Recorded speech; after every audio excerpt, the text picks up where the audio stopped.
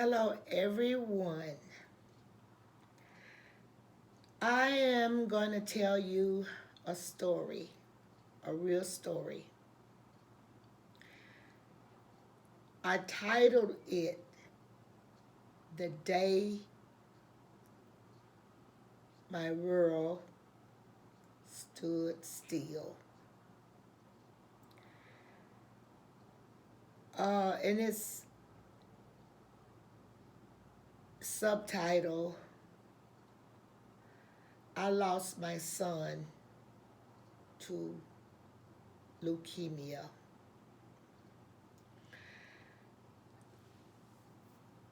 First, I want to introduce myself. My name is Joanna Woodbury. I live in Anchorage, Alaska. And I lost my son to blood cancer, leukemia. And that was the day my world as I knew it stopped. Yeah. So I'm going to try to get through this video without, I'm not going to promise you that I won't shed a tear because this is a true story. And for the first time, it's 5 years now. It took me 3 years to go to his gravesite. And it's taken 5 years to sit down and actually talking about it and preparing for this video. Now, I do have 2 cameras on right now. So if I look off to my left or to my right, that's what's going on.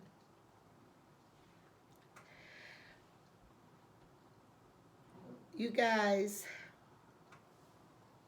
I want to introduce you to my late son, Claude R. Adams, United States Marine Corps. I would say ex, but he say mom, once a Marine, always a Marine.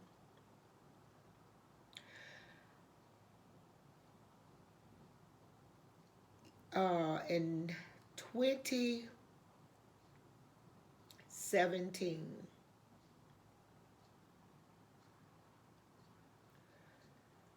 we were given some devastating news. I was in a church service, having the winding up of a church anniversary.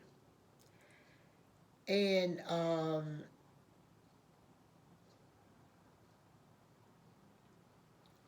my son was getting sick. Maybe I don't need to. My son had started to get sick. I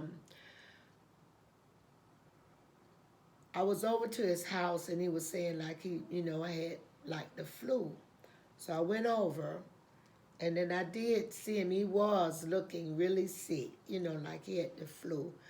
But now he had been battling Crohn's disease. Now this been going on.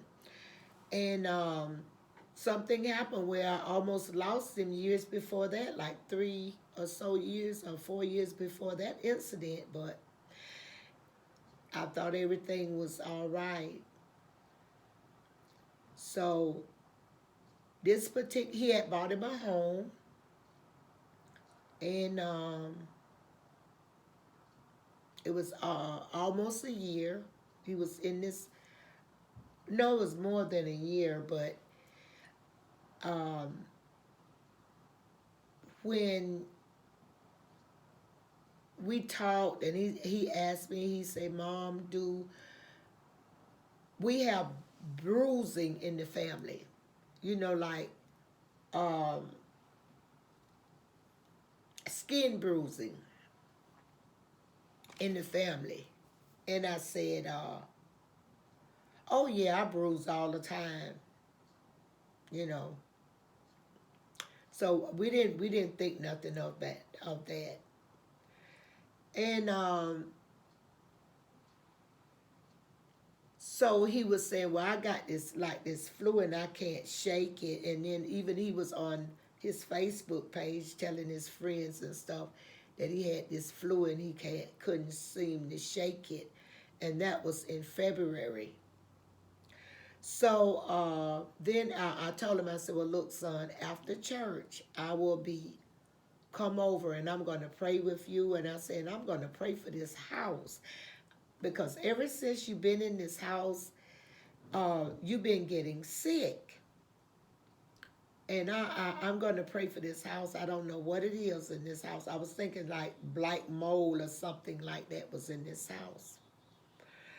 So anyway, I was at winding up service and I kept noticing my phone kept flashing.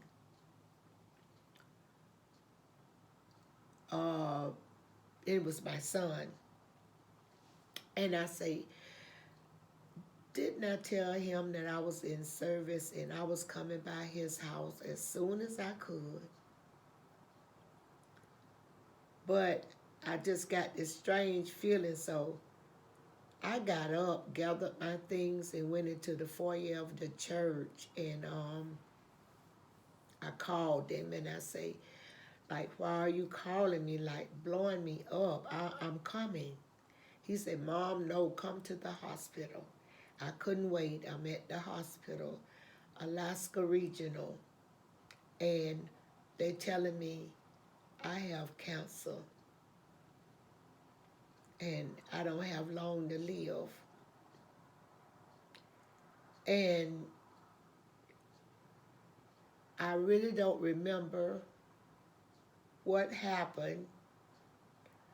I do know that I didn't have time for pity. It was time for war, as far as I was concerned. So I turned around and I started like grabbing at every woman that I could feel that could get a prayer to God. And I would ask them, I say, can you follow me? That's what I was saying. And I guess the pastor must have saw me acting erratic, like, and he said, like, what's going on with mother? But anyway, they followed me with no questions asked. I say, we're going to Alaska Regional. Just come on. And I think I must have told them where I was going because they came. When I got in the hospital, my son was um,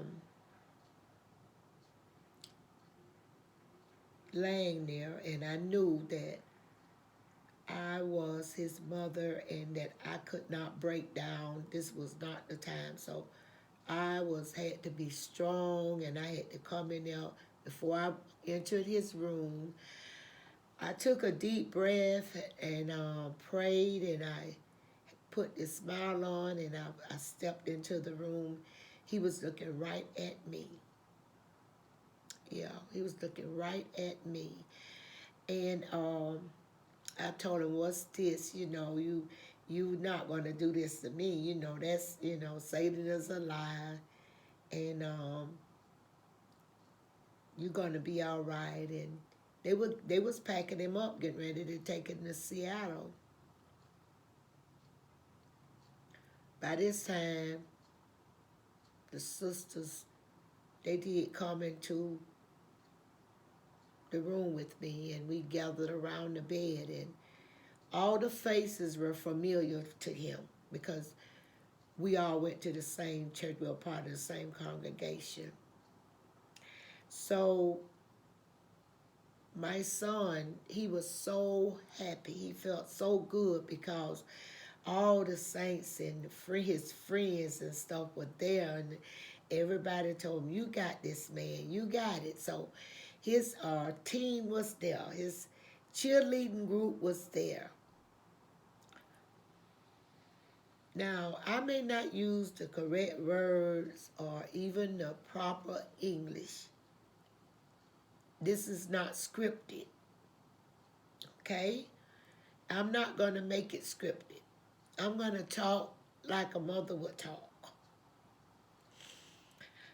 Um, so anyway, my son was, he had a changing of an attitude. He put his cap on his head, and they with the pilots and stuff were there to take him on, to wheel him away, and he waved and he said, I feel good now. I'm going to live. I said, yeah, you all going to live. You going to beat this thing. So we got him on off. But honey, let me tell you, when my son disappeared around that corner with that man, and all the sisters, like, its silence fell upon us. I don't think nobody said a word. We just, everybody went their own place, went home. But my godson and I call him my godson.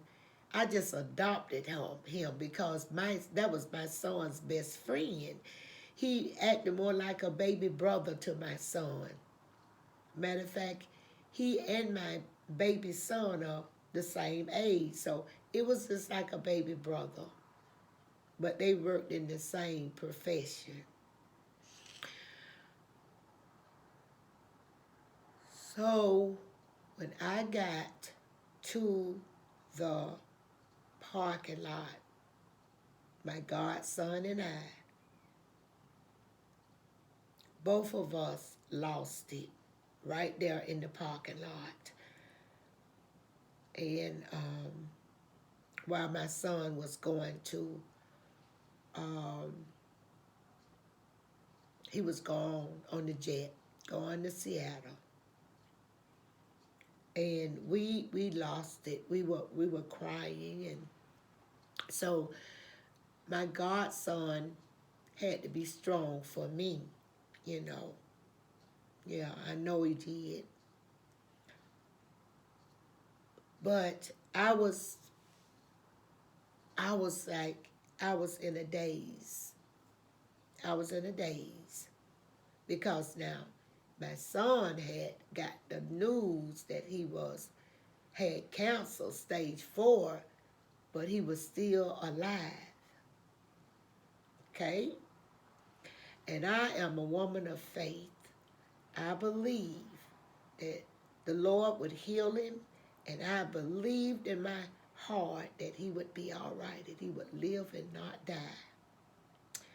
So time went on. That was February. My son went through some of the most drastic chemo. And there's one thing, like a couple of things. We were in Seattle, and when I got there, I found out that they had given my son something, that a cobalt or whatever, that had knocked him into next year. And when I got there and looked at my child, he looked like he was swollen or something. And he looked like he was dead, but he wasn't. Then it was 3 doctors, and they told me, they say, they came in the room. By this time, I had family in there with me in Seattle. And they said, we need to talk. So we talked, and the 3 doctors had on white coats. They walked in, and they told me, they said, ma'am,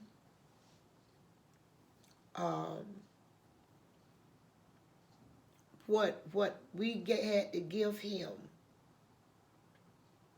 we never saw anyone come out of this coma like what this stuff put him in. Say that they never leave this hospital. And I was at the VA hospital. So when this doctor told me, say, they don't leave, they don't survive this, what we gave him. So I told them, do you have another hospital? So they looked kind of funny. They said, yes, ma'am, we do. We said, Washington State. Go to the window and look. Say, far as you can see over there, you see a top of a building. That's Washington State Hospital. Now, I thought from looking out the window that it was over, just right over, because I could actually see the top of the building. It was in another town. That's how tall that building was. But I told him, I say, pack my son up and take him to that hospital over there, because you cannot tell me you're not God and say that my son won't leave this hospital alive. I'm going to prove you out to be a lie. So they looked at me like I was crazy, but they did what I asked of them to do. They packed him up right as when I started packing him up right now, and they did. Told me where they was taking him, and the whole 9 yards, on the 13th floor and all this. And I say, we'll meet you over there and all this. That's where they took my son. The family, we had rooms at the place that we stayed, the Fisher House for families. We stayed there. The family, his children and his ex-wife, we all were there. And next thing, I prayed, and the pastors came, and I was going to church, and from the hospital, from the Fisher House on Sundays, and going to Bible. So I was up there. My son started. He came through. My son started talking. I was sitting at the foot of his bed praying and reading the Bible and just praying. I heard this call. I looked up, and it was him trying to get my attention, telling me to come tell him to take this out of his mouth. And I started screaming, and I say, my son is, he said, want this stuff to come out of his mouth. And they came, and I have pictures of him out of it. You would never thought.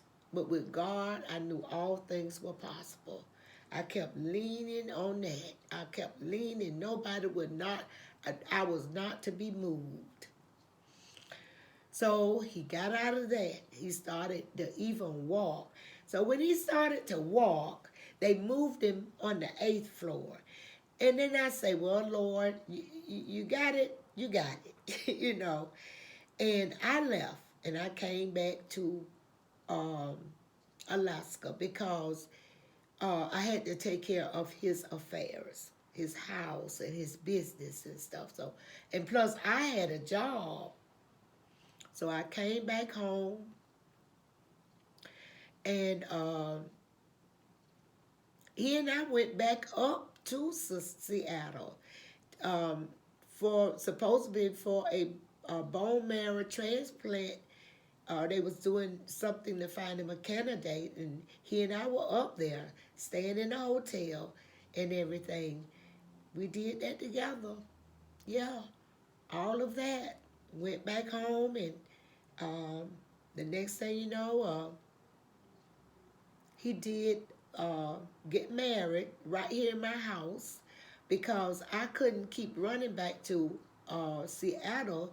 I had to work, for one, and the only way his fiance or girlfriend could go, they had to get married. So he got married, and I called the one of the ministers that went to my church, and a sister, and we got a little wedding party together right here in my house.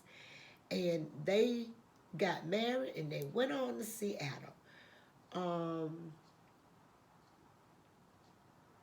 months had passed, and it was in October.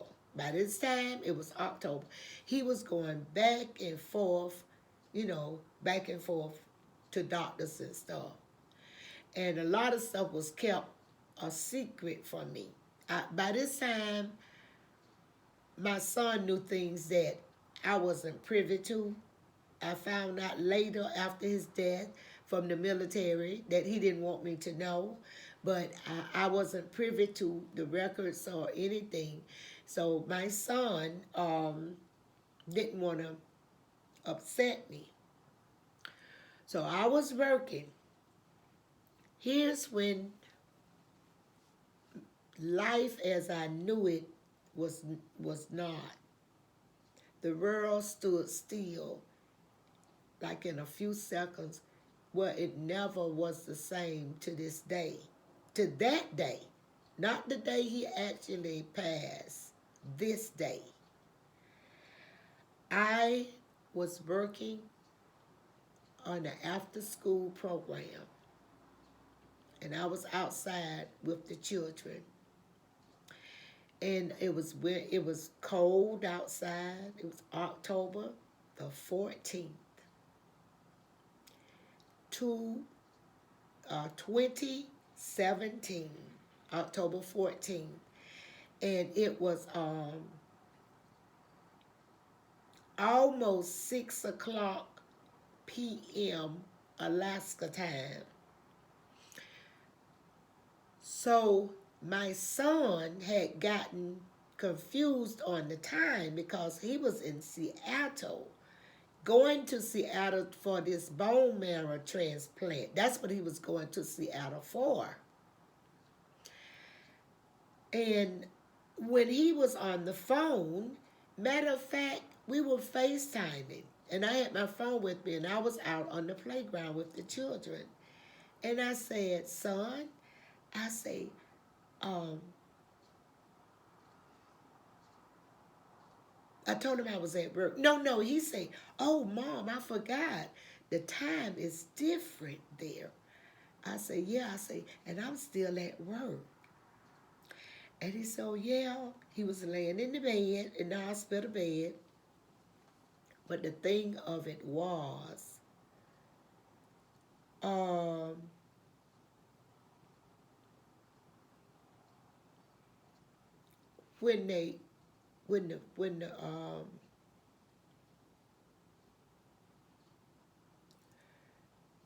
when he came, okay, like if you FaceTime somebody, the phone will automatically come on to you. But right when the phone came on, my son was looking up, like talking to someone, so I was waiting for him to finish talking. So this is what I heard. It was the nurse saying, is that her? Is that your mom on the phone? Talking kind of low. And he says, yes, ma'am. He told the nurse, yes, it is. And he was so polite to everybody, being a Marine, big man, but just so gentle. He was a gentle giant. So he said, yes, ma'am. He said, son, you need to tell your mother now. Tell her. And he says, she's at work. He said, you need to, this is the best time. Then you tell, now all the time I'm on the phone. He didn't left the phone, but he has the phone, but really not thinking that I'm on the phone. So she say, didn't you say your mother live alone? And he said, yes. He said, now she's at work around some adults. Say, this is the time you should tell her this so that she would have somebody to talk to. Okay, now, being a mother, when I heard that, right away, I didn't want to hear it. Whatever it was, I didn't want to hear it. I had got a defense mechanism already built up.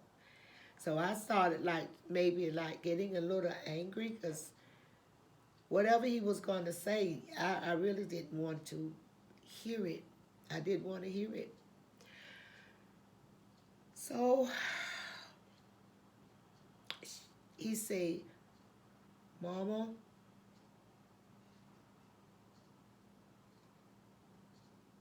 they said, I got 30 days to live if that much. I started to go ballistic. And I say, I don't want to hear that garbage. They are not God. And nobody gonna tell me how many weeks you got to live or a month. How dare they say that you got 30 days or less? What are they? I don't want to hear that song. I don't. So he said, I'm gonna be home. They giving me a party tonight. So he went on talking. Tomorrow, he said, I'm going to stay at the fish house. They're giving me a party. And then I'll be coming on to Anchorage. Okay? So I'll see you then.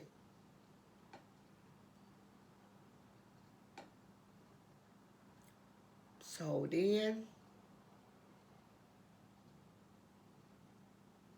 when I got off the phone,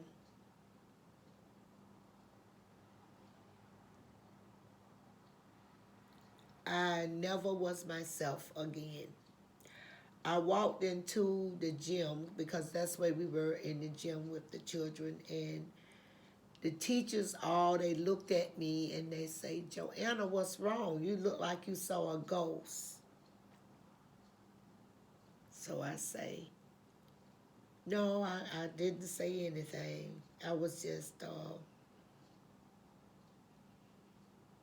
I was stunned. And I pulled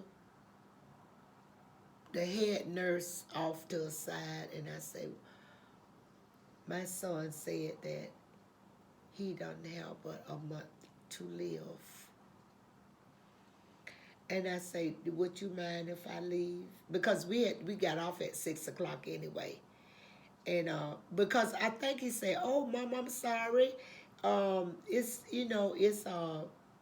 you still at work. So I was still at work and I took the kids in and it was starting to snow or really getting cold out there. And so I told her, I said, I got to leave. And I left. And I'm going to be honest with you. That day was the day that my world changed forever. That day. Yeah. It was that day.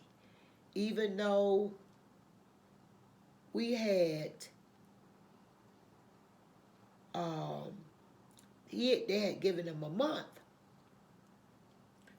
So 14 days or so, like half of the month, 15 and 15 make 30. So it was the 14th day of from the 14, it was 14 days. So that was the last of October. The last of October, they told my son that he was not, they couldn't give him any more blood transfusions at the hospital. I didn't know that. What happened was my son came to my house and he said, come, I want to take you to breakfast. This was 14 days before he passed. And he said, "You're going to have to come downstairs, Mom, because I can't walk the stairs." He had gotten real weak. He didn't want to tell me that. So I said, "Look, let me have buy the breakfast. The breakfast on me." Because he had gotten married and I had done nothing for him and his new wife. And I say, "The breakfast is on me. Let me treat you to breakfast." And he said, "Okay." So we went to the breakfast, and I noticed that my son had a big appetite. He loved to eat. That boy loved to eat, but he could not eat. And when I ordered my dinner, and he was just looking and like, "Oh, I wish I could eat. I could start." I felt it. So I didn't want to show him that I knew what he was thinking. So I said, "You know what? I can't eat." I said, but I want to. So what you do is pack all this stuff up and take it home and y'all eat it. Because he wasn't eating. I didn't want to make him feel bad. So I found out when he left the restaurant, because they came over at my house. We went to the restaurant here out in the area where I live. His wife, his 14-day new wife, they had been married for 14 days.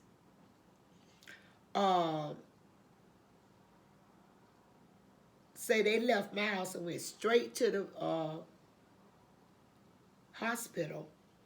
They went on the bed, and he was like on the ground. They had to put him in a wheelchair to give him a blood transfusion. And that's when they told him, "We're going to send hospice at your house," and all of this.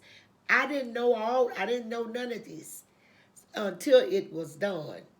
So when I found out my son was in hospice, okay, it was then I didn't know none of this. They kept that. All I know, he was in hospice. Okay, so here's what happened.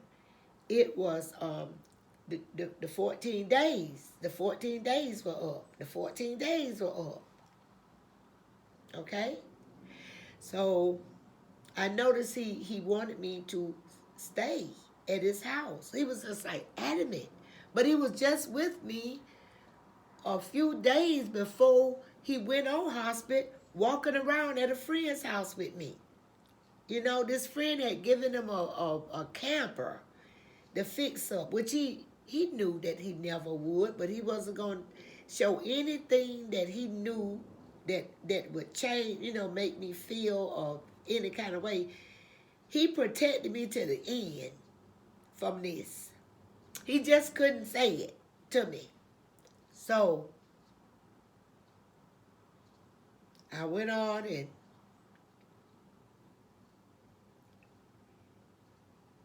I didn't know all that my son was all on the ground and stuff. But anyway, he told me, he said, "Mom, I need for you to come over here and stay with me." So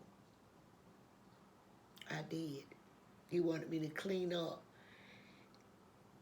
get his house cleaned, and get things because he knew he was dying. I did. When I realized, so I took over, cleaned his house to make him feel comfortable. Changed his bed, changed his clothes. And when my son could not, before that, this was like,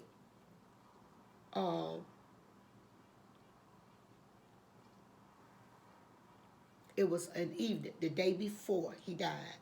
He had friends come stop by. I'm telling you, he had friends stop by. He had his oxygen tank. He had got where he had to use oxygen. He couldn't go nowhere without oxygen. Um, and something happened where my son called me and said, "Mama," because he don't call me like that to bother me, but he called me and said, "Mama, I just wanted a shower and I'm stuck. I can't find my wife." He was stuck upstairs.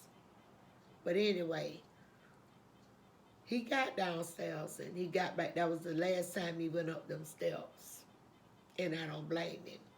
But he showered and he told his friend. Just so happened, like a man and a woman, they friend, they were husband and wife. They lived in LA, but they owned land and stuff here in Anchorage, and I think they had worked together, whatever. And I overheard he and the man talking. My son had sat on the side of the bed joking. He was always joking and telling jokes and stuff. He wanted people to laugh and be happy. He told that man, he said, the joke's on them. He said, they gave me 14 days. He said, it'll be 14 days tomorrow, and look at me. That's what he said. I heard him say that. I said 14 days, but I didn't say anything to him. I was just saying, they gave him 14 days, and tomorrow is 14 days. So that night, he and I were together. We talked about things, personal things that he needed to get off his chest. I listened. I didn't interrupt. I let him talk. I remember the lights went out, and he woke up in the dark calling me, "Mama, Mama." And I said, "Son," I said, "I'm right here. The lights just went out, the TV and everything." He said, "Oh, okay." So anyway, we talked in the dark, laughed and talked, and he got serious. And that morning, that's when I started cleaning up, and people started coming over and stuff. But I didn't have time to really, like, feel sorry for myself or nothing like that, because, like, that morning he was up, and the same minister that is she a minister? She the one married him.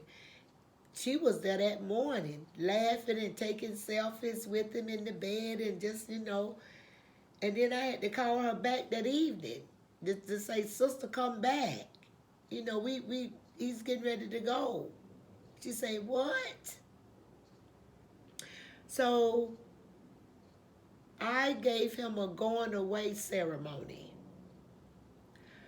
We had the music. We had Tasha Cobb streaming through the house. The house was clean. I called everybody. Everybody was coming in. I sent my friend at the house to get that same picture right there to put on his walls in his house. I made a mural of, like, I told everybody, bring pictures, bring things, anything you have of him. I want to make a mural on his wall in his house, something that he could look at. I did that for my son. And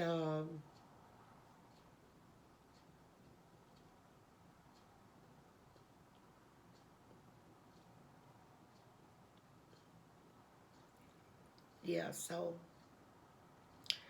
we had ministers there, pastors, serving community to those that had given their life to Christ and been baptized.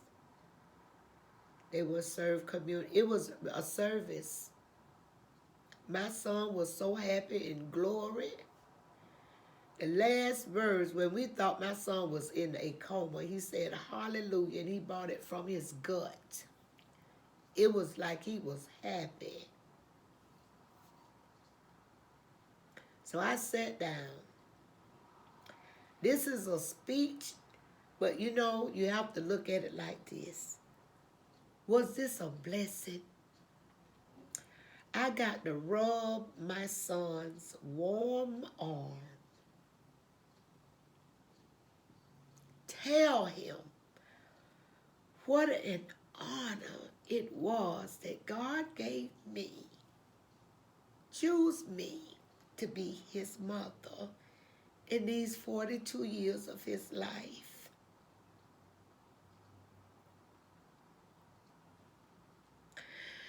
He told me before, when he could talk, he said, Mom, like now, he said, I wouldn't change nothing. I had the best mother anybody could have. I love you, Mom. So I knew that he loved me. But now, when my son, when I rubbed his arm and he had said hallelujah, and I called for a priest to come to give him his last rites, and he did. Well, he asked me, because I had already talked to my son and told him that he could go. All is well.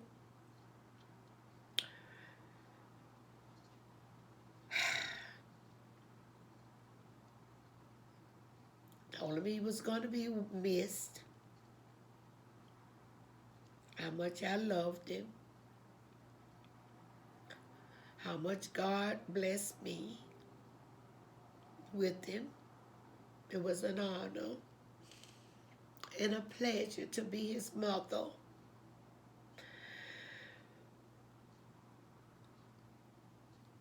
He was an obedient child, and he loved me so much, as well as I loved him. He was my firstborn.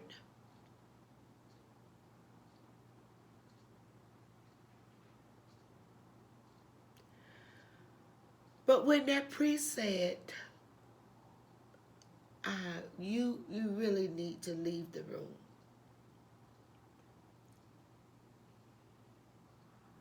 and I did. I walked upstairs,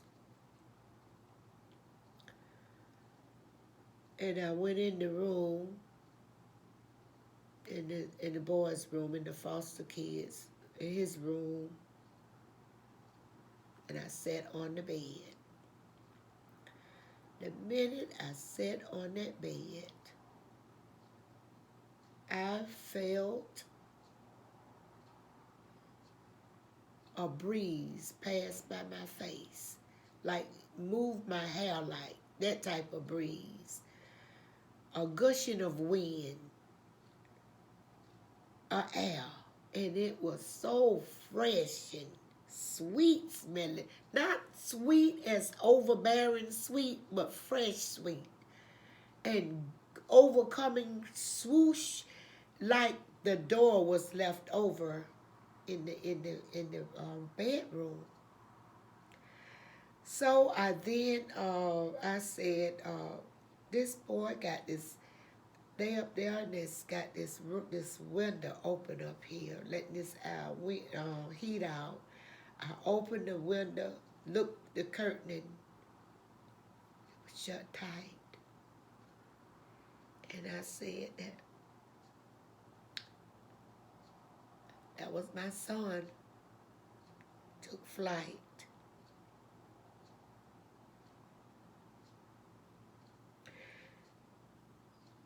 No more body to hold him down. He was free.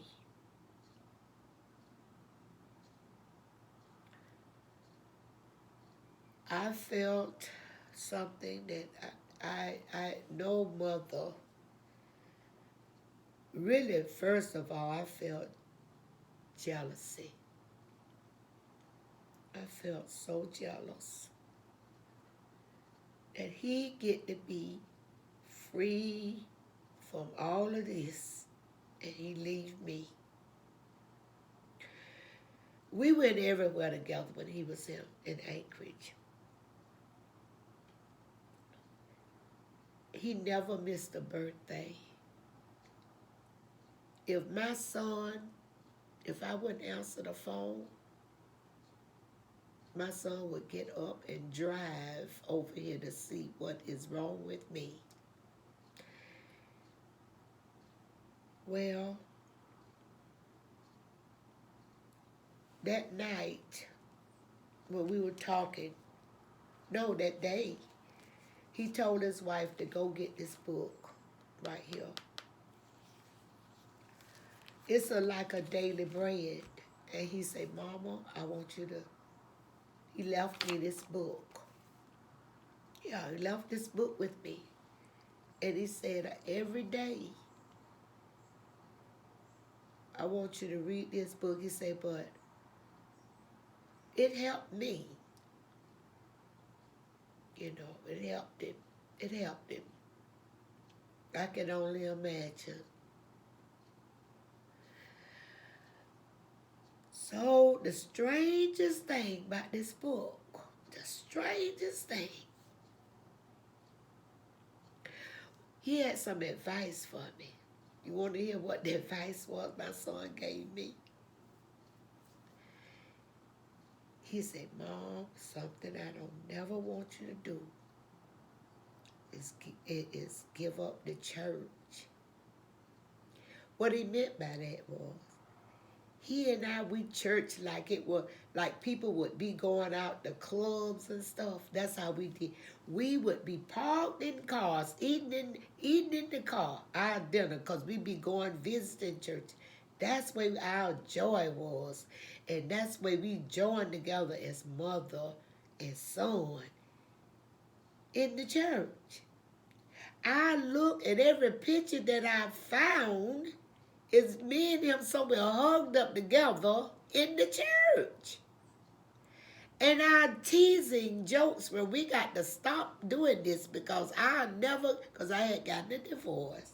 And he wasn't married at the time. He said, we'll never get married hanging together like this. He said, Mom, you look so good. They think you're my woman. And I say, and they think you my man. Don't think you can't be my man because you young. You know, we would tease like that. But the world as I knew it stopped. That day when I heard that lady say, tell her now. That's when he had 30 days to live. I didn't hear about the 14 until the 14th, the 13th day. And I overheard him talking to his friend. Because when I called this friend that next evening, he couldn't believe. No, I called him before, but he could say something to him. Because he said, man, I was just there. They were talking. He said, yeah, but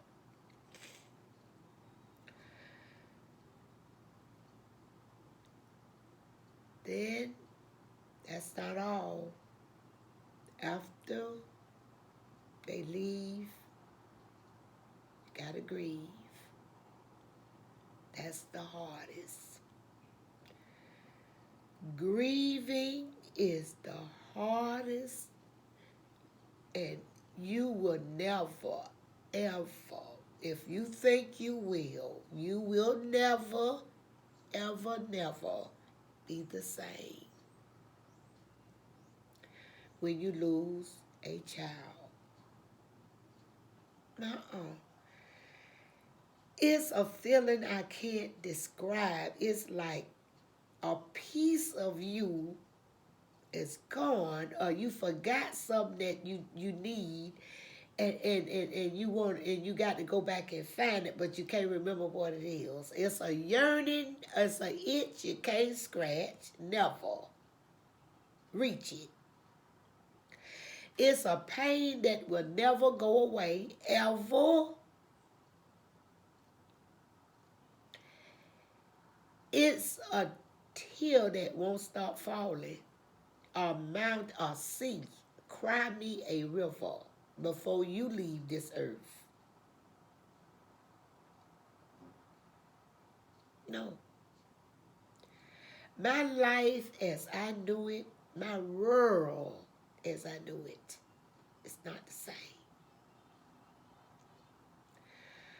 But I am a Christian woman, a praying woman.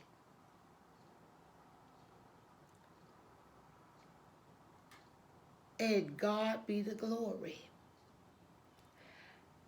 When I started my YouTube channel, I was here by myself, all by myself, far as the physical. There was no other physical breathing person in my home but me.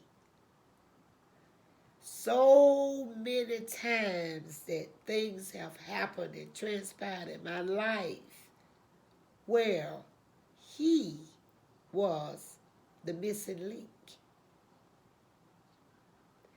So it was making it so hard to grieve him, because to get over or either get a grip, because he was a part of my life like no other. My son he fit in every area of my life. In the church, finances, friendship. He checked on me. He was like a guardian angel. I didn't worry about when my son was here. But when he left here, it was hard. Oh, but things happened. I had a stroke, PTSD off the hook. I've been through an earthquake alone, broken limbs, living by myself, crawling around because my son was gone. Nobody here. I have been hungry because my son made sure he would come up and look, or either make me take a picture and send him my refrigerator, because he knew I wouldn't say. I said, I'm not playing with you. Take a picture of your refrigerator. My son would get so angry if I needed or wanted anything and then ask him. And I would say, son, you're not my husband. You're my son. You got your life, but you are my mother. Knowing what a mother is was that son. Not saying that your children, the rest of them, but I felt like a mother should.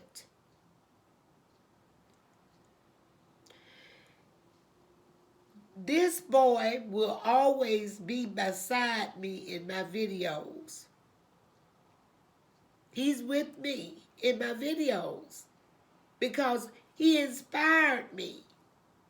And if I do this, I am smelling the perfume that he bought me. I ain't never had no man to spend this much money on perfume like my son. He spared no finances when it came to his mother. He asked not no prices when it came to his mother.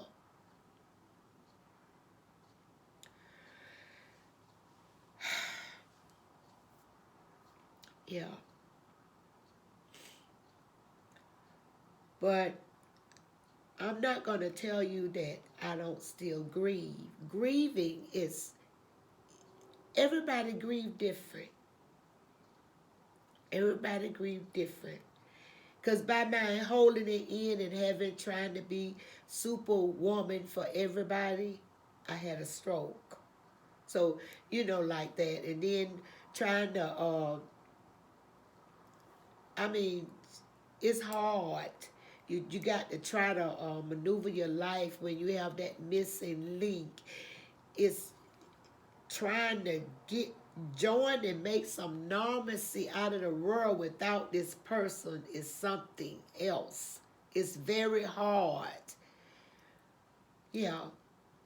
And It's not a day go by that I don't think of my child. Not one day go by that I don't think of my child.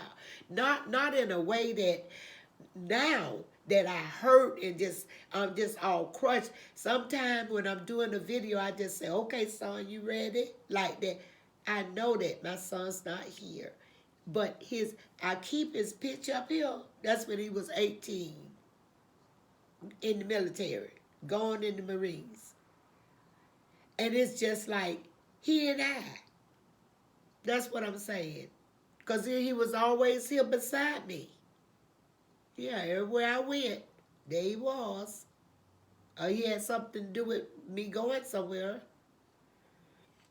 I should have known that he was up to something when he was telling me I had to go to the football homecoming game, my college game. Oh no, you going to the reunion, the family reunion.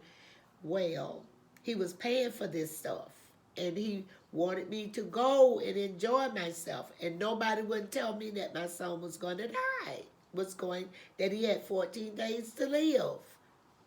I was the last to know. But anyway, grieving. Let yourself, if you are like me and you're looking at this video and you lost someone like that, and that you know what I mean by that pain in your heart. Nobody knows that what I feel but a mother that has lost their child.